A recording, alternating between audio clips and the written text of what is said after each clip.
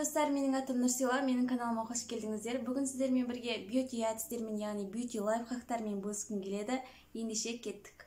Бірінші бьюти әдістің бірі ол қалтаға ылғи да ерінге арналған бальзамды салып жүру. Күз мезгілі келе жатыр, өздеріңізге белгілі. Күз, қыс, көктем мезгілдерінде ерніміз қатты құрғап кетеді. Сол себептен далаға шыққан кезде міндетті түрде ерінге бальзам жағып жүруді ұмытпаңыздар. Бальзамды ұмытпас үшін, үйде қалдырмас үшін, кей жерлерде сумкаларда қалып қоймас үшін бірнеше бальзамды сатып алып, курткаңыздың, пальтоңыздың, сумкаңыздың қалтасына салып қойыңыздар. Ерінге қыстың күні, көктемде, салқын мезгілдерде бальзам жағып увлажнять етіп отпаса, ол ерін құрғап кетеді және қабыршақтанып, бұл қабыршағын алған кезде қанауға дейін алып бару. Бальзам салып жүріңіздер қалталарыңызға.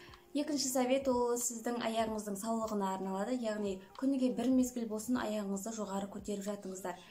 Қазір жоғары көтеріп жатсаңыздар, кейін сізге аяқтарыңыз үлкен рахмет айтады. Негізі аяқты көтеріп жатуға мүмкіндік көп. Күніге бір мезгіл болсын аяқты жоғары көтеріп жату керек. Телефонмен сөйлесіп жатқан кезде, кітап оқып жатқан кезде, или болмаса бір музыка тыңдаған кезде аяқты көтеріп жатуды көбіне жүкті әйелдерге айтады. Яғни жүкті әйелдің соңғы мезгілінде, соңғы аптасында жүкті әйелде ісік болады. Сондықтан да үшінші совет ол постоянно су ішіп жүріңіздер.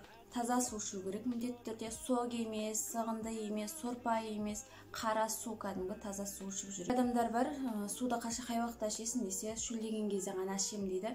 Ол шөлдеген кезде ішкен, демек ол денеңіз уже құрғап кеткен деген сөз. Теріңізді увлажнять етіп отыру керек, іштен увлажнять етіп отыру керек. Ішуді ұмытып кетпес үшін өзіңіздің көп жүретін жерге әдемі бір бутылка сатып алып, сол бутылкаға таза суды құйып қою керек және көзіңіздің алдына қойып қою керек. Сол кезде су ішуді ұмытпайсыз. Міндетті түрде тісіңізді 2 мезгіл тазалаңыздар, азанда және кешке. Және кешке міндетті түрде тісіңізді тазалап жатқан кезде зубной нитті қолданыңыздар. Күндекті жеген кезде тамақтар тұрып қалады, барлығымызда да солай.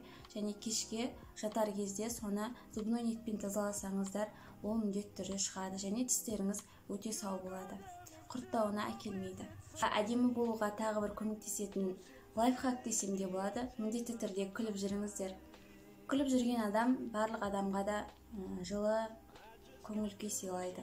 Сұлу болуға арналған 5 бірдей привычкаларды мен ұсындым. Сондықтан да күнделікті қайталап отыруды ұмытпаңыздар. Егер видео ұнаса, менің каналыма тіркеліп лайк басып кетіңіздер. Мен сіздерді күтетін боламын. Сау болыңыздар.